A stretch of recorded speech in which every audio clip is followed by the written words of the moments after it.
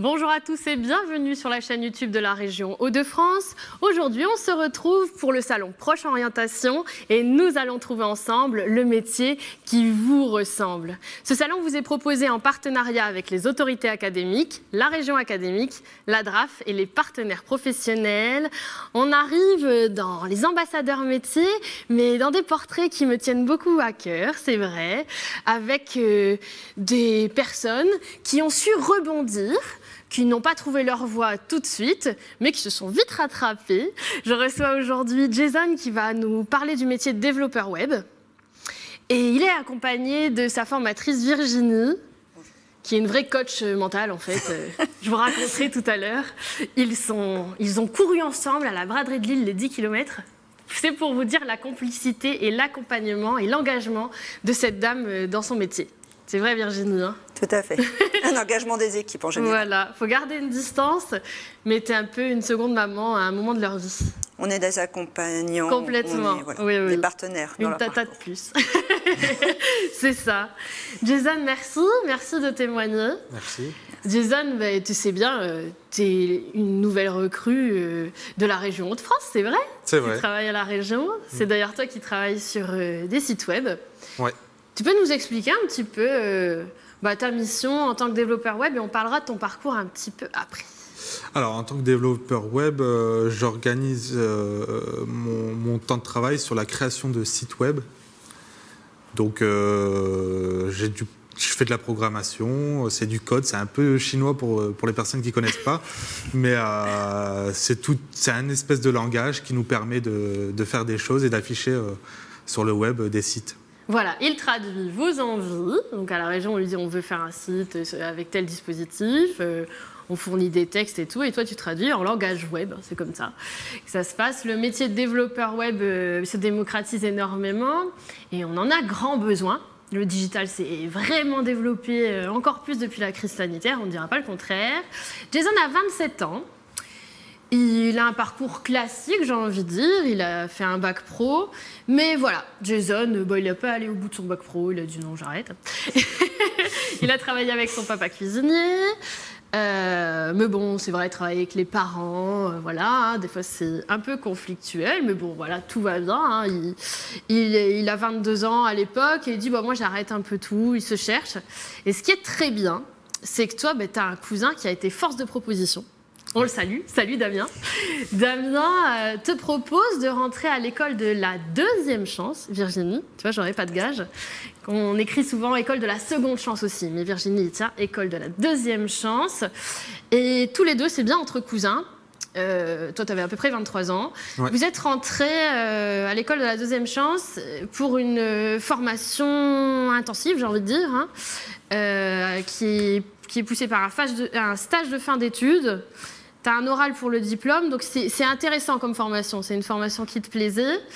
Et ça s'est passé... tu as rencontré Virginie tout de suite. Comment ça s'est passé? Alors, comment ça s'est passé? Mon cousin était déjà à l'école de la deuxième chance. Il m'a parlé un petit peu. Et quand il m'a parlé du métier, je me suis dit, tiens, ouais, c'est vrai que ça m'intéresse aussi. Et du coup, j'ai fait les démarches pour y aller. Et l'école de la deuxième chance nous encadre pour nous aider à trouver un métier. Là où nous, on avait déjà notre projet en tête. Donc, ils nous ont aidés, ils ont permis à ce qu'on rencontre les bonnes personnes, à nous ouvrir les bonnes portes pour entamer les démarches, trouver des formations, découvrir le métier aussi. Voilà, donc là, on est vraiment sur une cible d'élèves décrocheurs qui ne se sont pas trouvés dans le parcours scolaire. On arrive à l'école de la deuxième chance, on est accompagné par une dame comme Virginie. Et là, c'est là que tu pars à la Wild Code School. C'est ça. Pour apprendre à apprendre, c'est ça? C'est ça, exactement. C'est là que tu as fait ta formation? C'est là que j'ai fait ma formation, oui. Donc 5 mois intensives, du matin au soir, et encore à la maison, on continuait. Des fois, jusqu'à minuit, j'étais derrière mon PC pour apprendre, parce que c'est vrai que c'est très intensif.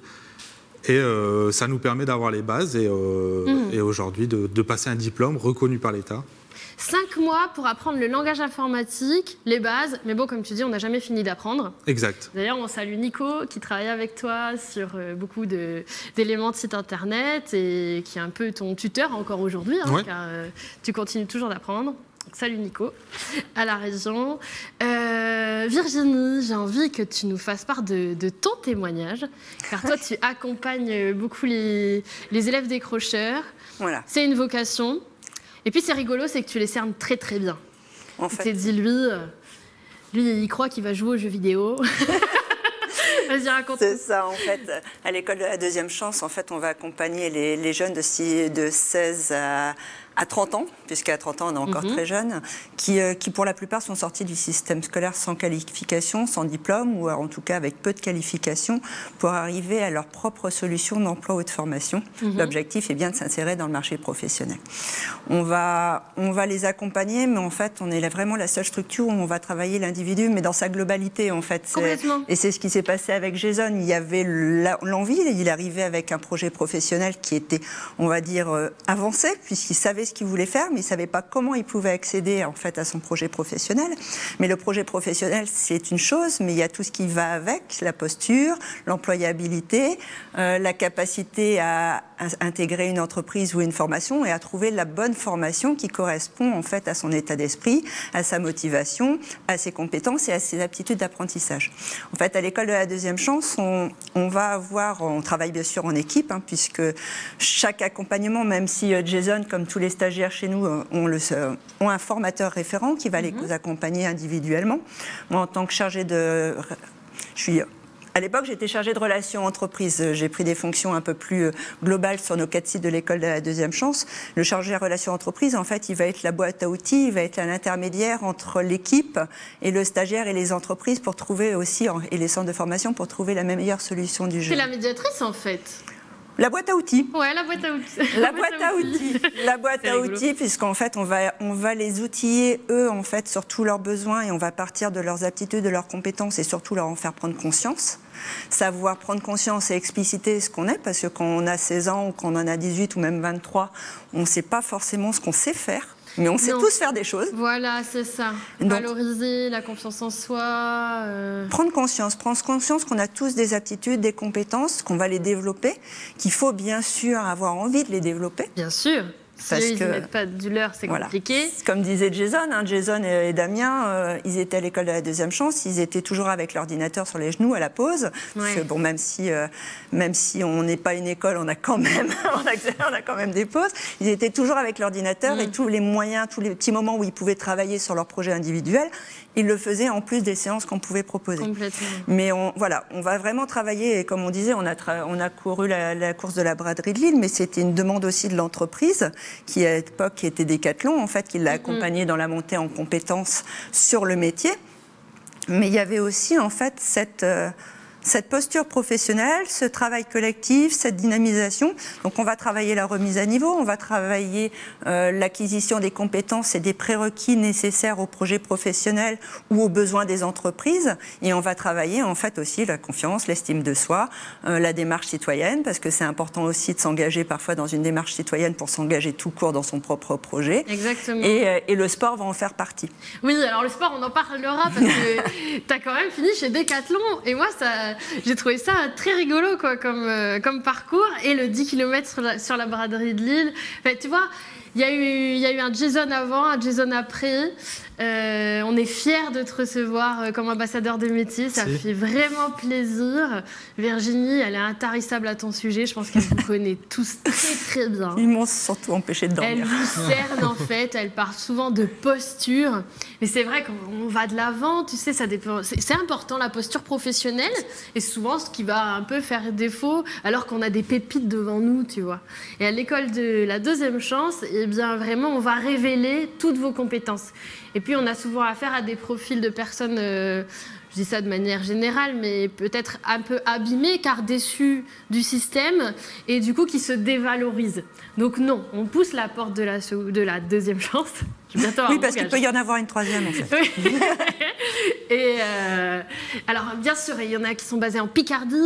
Et, enfin, dans les Hauts-de-France, il y en a plusieurs, mais toi, tu représentes Grand Lille. Grand Lille. Voilà, donc n'hésitez pas à taper sur Internet, à vous rapprocher de votre professeur principal, à regarder au CIO, enfin bref, regardez un peu partout. Et j'ai une petite pépite à vous faire partager aussi. Je vois que vous êtes connectés aujourd'hui parce que vous avez mis la même couleur de pull. Ça pouvait pas passer. Enfin, voilà, je pouvais pas ne pas en parler. Louis, tu es là? Ah voilà, je vous présente Louis. Bonjour Louis. Bonjour Louis. Louis, Salut. c'est notre monsieur YouTube. Alors justement, on a une question de Muriel sur YouTube qui se demande quelles sont les démarches pour entrer dans l'école de la Wild Code School. Est-ce que c'est obligatoire d'être un décrocheur? Non. Non, ils prennent tous les profils. Il y a des tests d'entrée et des tests de...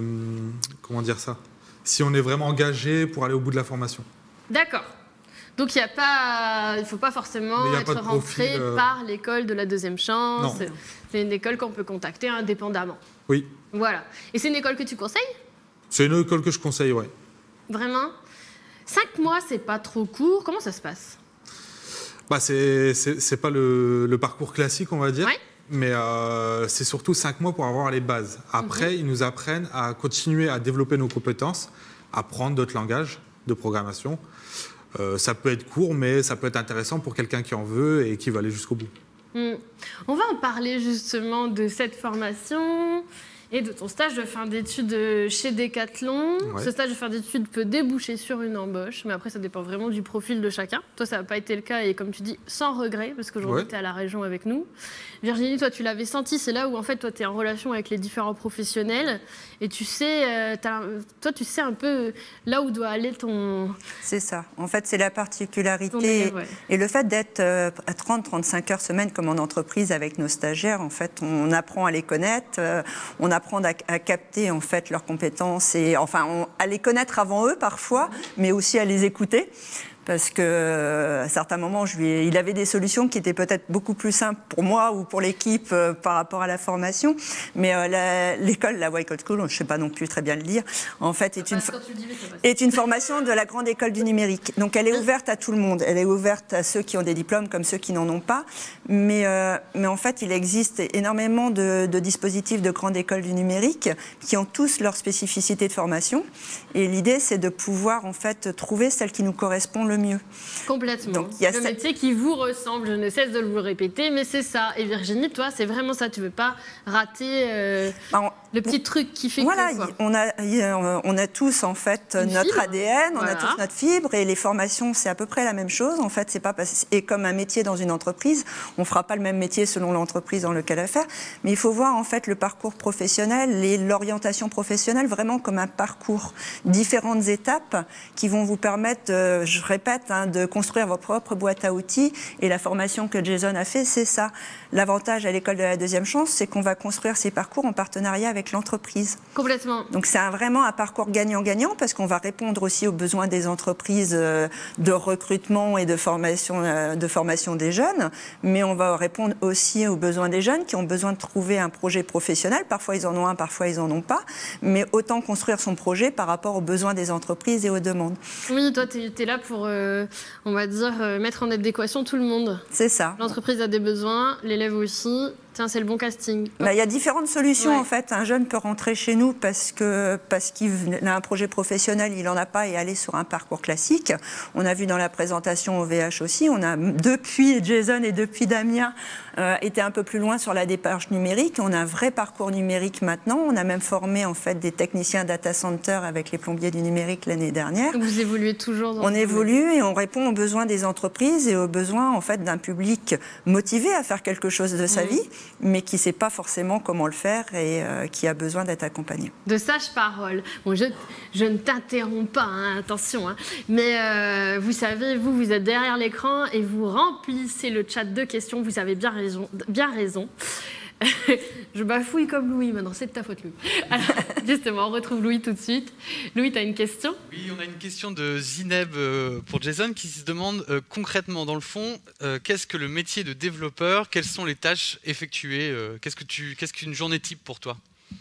Ça, j'adore. C'est comme je l'ai expliqué, c'est faire du développement, donc utiliser des programmes de programmation, des langages de programmation, pardon, pour écrire.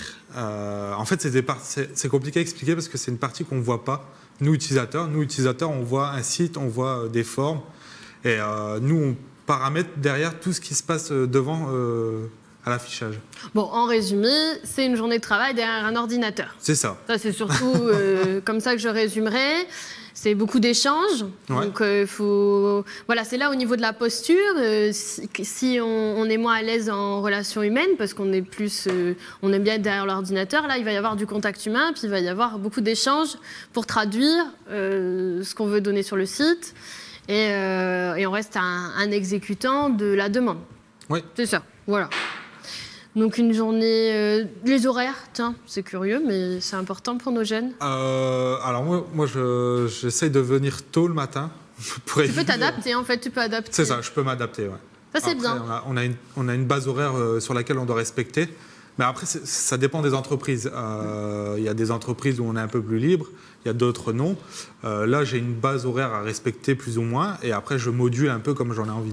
Donc tu arrives à quelle heure? 8 heures? J'arrive vers, ouais, c'est ça, 8 heures, et je pars vers 17 heures. Oui, une journée normale. Une journée normale, ouais. Classique. Comme ça, tu peux anticiper, tu fais plutôt finir à 18 heures, commencer à 9 heures. Tu peux Ouais, c'est ça. faire ça. Bah oui, vu que tant que le travail est fait, c'est parfait. Après, il faut respecter ses objectifs. Forcément, il ne faut pas hésiter si je suis sur un projet, que j'ai des complications, que je dois aller plus loin. Je pousse un peu mes horaires et je finis le projet. Oui, parce que là, tu as livré pas mal de sites internet. On est fiers de toi. Un petit peu. Une dizaine, c'est ça? Ouais, plus ou moins. Ouais. Ça fait combien de temps que tu es à la région? Ça fait un peu plus de 2 ans maintenant. Et t'es bien, hein? Je suis bien, ouais. Ouais. Ouais, on est bien avec toi aussi. On est très fiers de toi parce que c'est un très beau parcours. Louis, tu as encore une question, dis-moi. Oui. Alors, j'ai une question d'Antoine qui avait été posée dans le formulaire d'inscription. Antoine a toujours été attiré par la programmation et la cybersécurité, mais il ne pense pas avoir la logique pour ce domaine. Est-ce qu'il y a un moyen d'en être sûr? Question pertinente, pas facile, non? Si.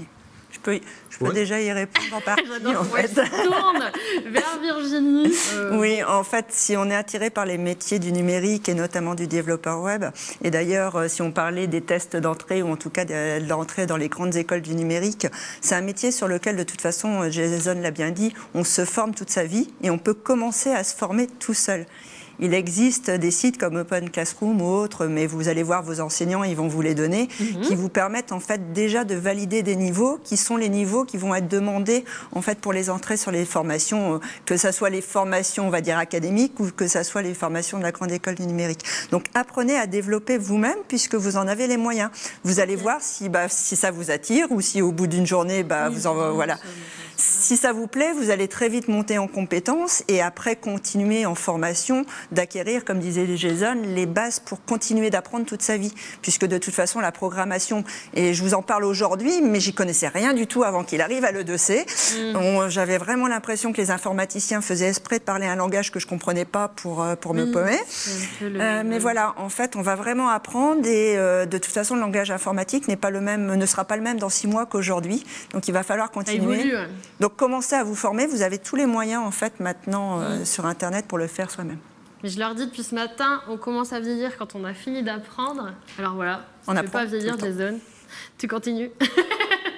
C'est un peu ça. Puis de toute façon, le digital évolue tout le temps. Tout le temps. Donc de toute façon, ouais, vous êtes... Mais c'est bien, ça donne des petits challenges.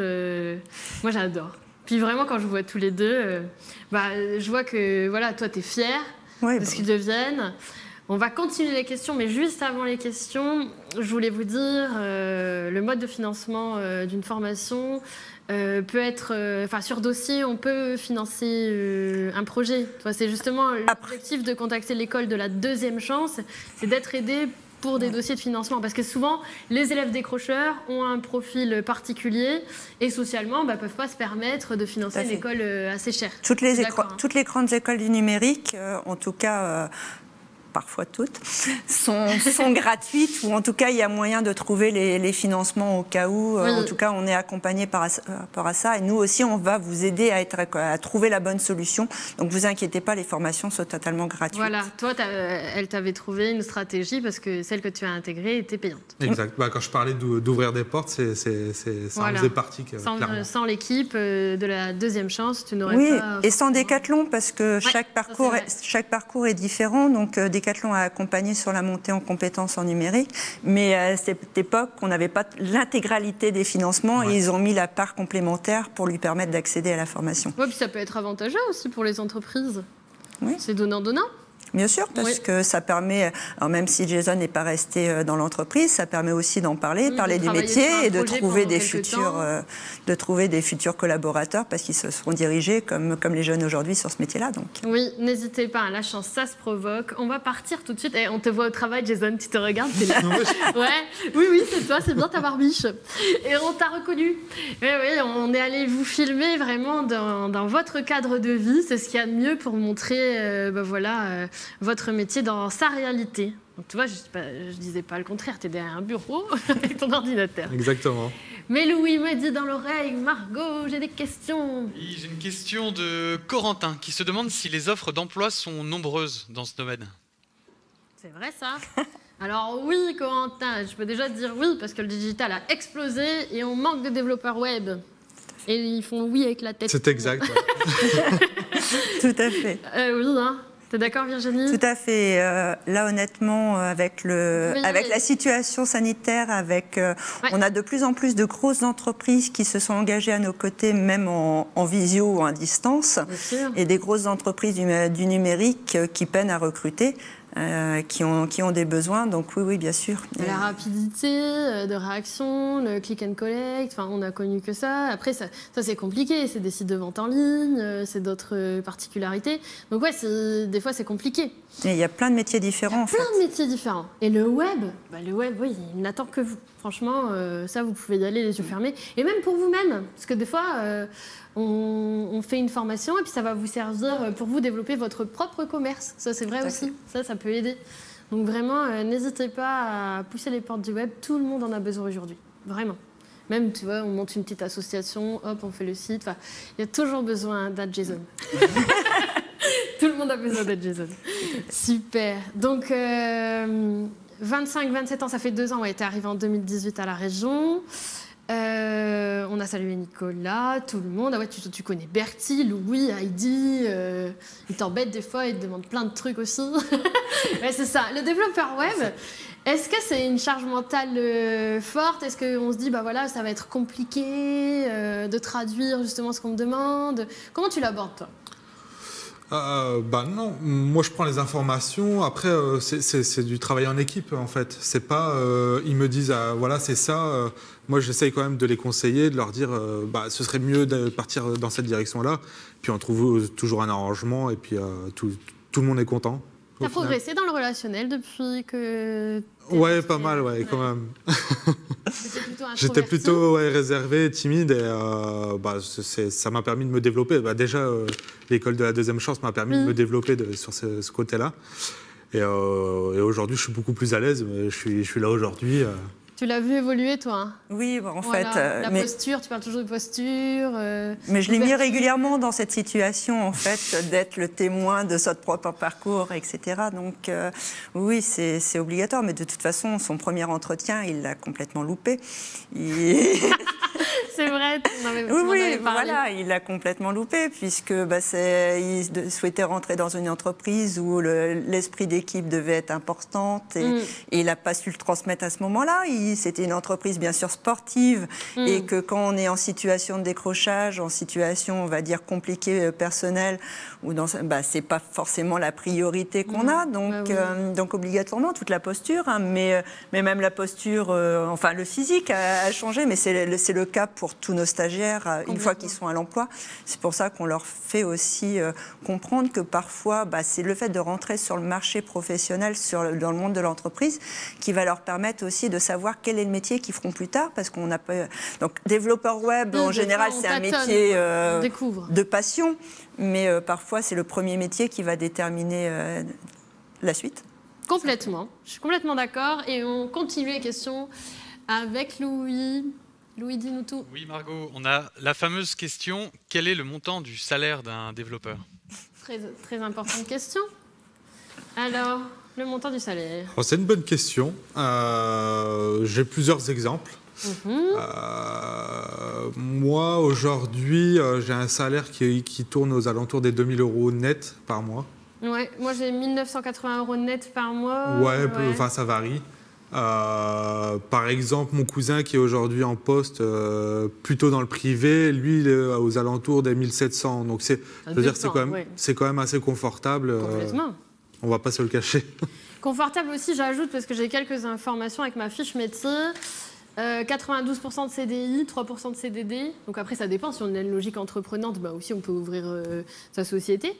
Mais c'est confortable. Toi, ça a débouché sur un CDI? T'es encore en CDI? Enfin, je sais pas. Je suis encore en CDD. T'es ouais. encore en CDD. J'ai des CDD de 3 ans. Souvent, ça débouche là-dessus. Ouais.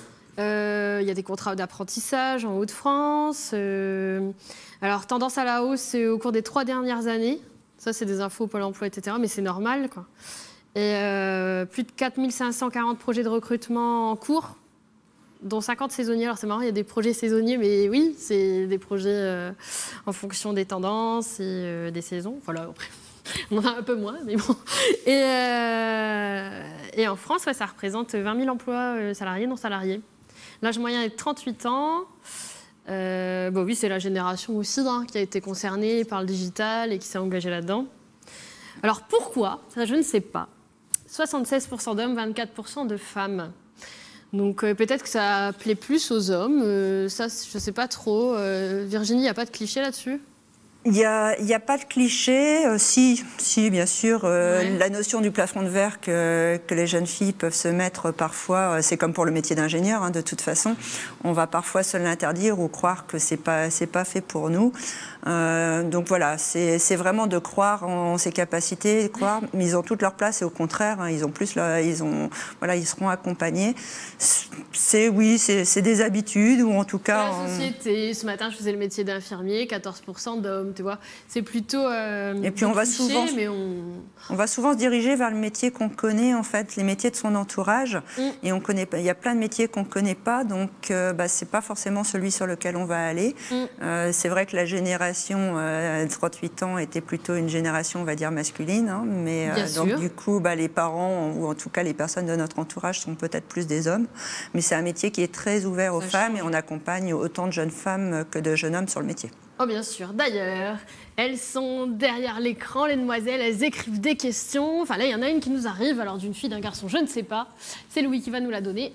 Eh bien, je ne sais pas si c'est une fille ou un garçon. C'est Skmasep qui se demande si les professionnels utilisent des frameworks tout le temps ou est-ce qu'ils peuvent faire des sites à la main.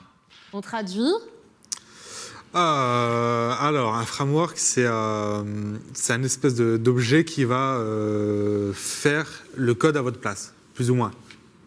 Ah, après, il y a des choses à paramétrer, ouais. Non, pas toujours. Pas toujours, ça dépend. Il y a plusieurs choses. Par exemple, on peut utiliser aussi des CMS qui fait à peu près le même taf, mais c'est plus compliqué. Je ne vais pas rentrer dans les détails. Pas toujours. Pour répondre à la question, pas toujours. On peut le faire à la main. Ça dépend. Bon, après, c'est en termes de... Ça dépend du délai qu'on a aussi, forcément. Si on a plus de délai, on peut se permettre plus de choses. C'est pas le framework qui va tout faire, mais on l'utilise. Voilà. Moi, aujourd'hui, je ne l'utilise pas. Okay. On est sur d'autres technologies, mais...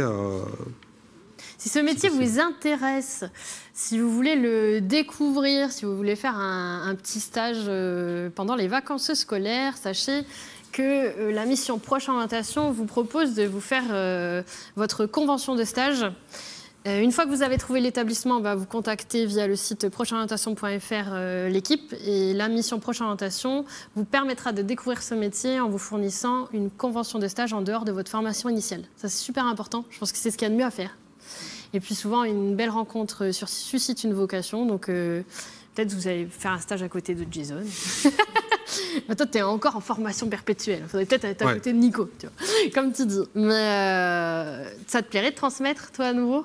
Bah oui, pourquoi pas. Ouais, De toute façon, il y a une chose que j'ai appris, Quand on apprend quelque chose et qu'on arrive à le transmettre, ça explique qu'on a bien compris la chose. Ça, c'est vrai. Voilà, tout simplement. Moi, je dis souvent, ça me fait répéter, tu sais, comme j'ai expliqué vos portraits à Fanny dans l'équipe tout à l'heure, et ben, en fait, ça me faisait réviser, et puis ça me fait comprendre que j'ai bien compris vos portraits, et votre sensibilité. Louis a une question. Alors, on va laisser parler Louis. Oui, une question d'Angélique qui s'interroge sur la formation qu'il faut faire pour devenir développeur, notamment après la 3e. Quelle voie choisir et quel niveau d'études faut-il avoir? Oui, alors web développeur, c'est après le bac, hein, bac plus 2, même bac plus 4, bac plus 5. Ça va jusqu'au diplôme d'ingénieur, c'est fou. Hein. Ouais. Alors, dis-nous tout. Je ne sais pas si je suis bien placé, parce que comme moi j'ai eu un parcours particulier, peut-être, je sais qu'il y a des écoles on peut aller directement après le lycée dans des écoles du numérique directement. Donc il y a des grandes écoles qui font les formations aussi, ouais. Tu saurais répondre, Virginie, ou sinon le CIO, hein, surtout le CIO. Ouais. Après, voilà, il n'y a pas, comme je disais tout à l'heure, il n'y a pas un parcours type. En fait, il faut savoir si on veut rester sur un parcours académique. Quand je parle de parcours académique, est-ce qu'on veut rester dans l'éducation nationale après la 3e, ou est-ce qu'on veut sortir d'un schéma classique pour trouver d'autres écoles? Parce que Jason a maintenant un bac plus 2 validé, mais sans avoir le bac. Donc c'est tout à fait faisable aussi. Complètement, oui, voilà. C'est vrai que tu n'es pas allé jusqu'au bout. On ne peut pas avoir un BTS si on n'a pas le bac, mais on peut avoir un bac plus 2 sans avoir le bac. Donc c'est vraiment ça, c'est est-ce qu'on est... C'est ce diplôme-là qui est bac plus 2. Et comme on dit, on va toujours aussi, nous, accompagner les jeunes qui veulent reprendre des études classiques, on va les accompagner à ça, puisque c'est quand même important, c'est une façon d'apprendre et ça va faciliter les choses. Parce que Jason ou son cousin, ils ne se sont pas facilité les choses. Ils ont choisi un schéma qui était plus long, semé d'embûches, qui était beaucoup moins simple que si on reste dans le système scolaire. Donc si on a les moyens, après la 3e, d'aller sur une seconde, même peut-être sur une seconde technologique qui permet de commencer à avoir les stages en entreprise, etc. Même si en 3e, entre 4e et en 3e, on peut déjà faire autant de stages qu'on veut si on le demande à son établissement. Complètement. Donc, mais voilà, en fait, c'est ça. Je vais pas vous donner une réponse puisqu'il y aura systématiquement une réponse, quel que soit en fait le profil du jeune. Est-ce qu'il est encore à l'école? Est-ce qu'il a envie d'être resté à l'école? Est-ce qu'il a envie de partir à l'apprentissage? Est-ce qu'il a passé le bac et puis tout compte fait, il a loupé sa première année après le bac et du coup il souhaite aller sur une formation université court. Tout change, tout sera... Voilà, et c'est pour ça aussi que chez nous, aucun parcours, on est bien sur des parcours individuels de motivation et de formation, il y aura un diagnostic immédiat en fait qui va être fait pour pouvoir accompagner en fait sur la meilleure solution.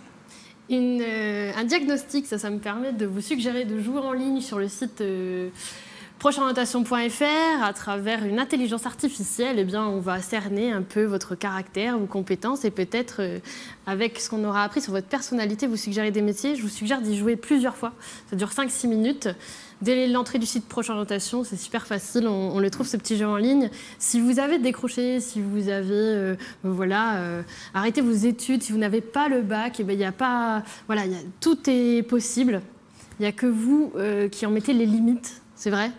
Donc voilà, il y a plein de dispositifs qui sont devant vous. Il y a de belles personnes comme Virginie qui sont là. Il y a de beaux exemples et des ambassadeurs des métiers impressionnants et qui ont envie de transmettre aussi à nouveau. Tu verras que tu rendras l'appareil. Un jour, ce sera toi à sa place. Je vous remercie tous les deux pour votre témoignage. Je rappelle que vous pourrez voir et revoir cette vidéo en replay sur la chaîne YouTube dès demain de la région Hauts-de-France, évidemment. Merci de nous avoir suivis. Ce salon Proche Orientation n'est pas terminé. On a encore plein d'ambassadeurs des métiers à découvrir. Et ah oui, je vais bien finir par une citation. Je vais vous la donner. La seule personne qui puisse vous dire « vous ne pouvez pas réussir » est vous-même. Et ça, c'est vrai. Ouais. Ça, c'est ce que j'avais écrit. C'est une citation de sagesse de Jessica Henny. Ah ouais, j'ai plein de petites citations rigolotes. Mais celle-là, ouais, surtout, croyez en vous. Ça sera le mot de la fin de ce bon moment. Merci à vous pour ce témoignage. Merci.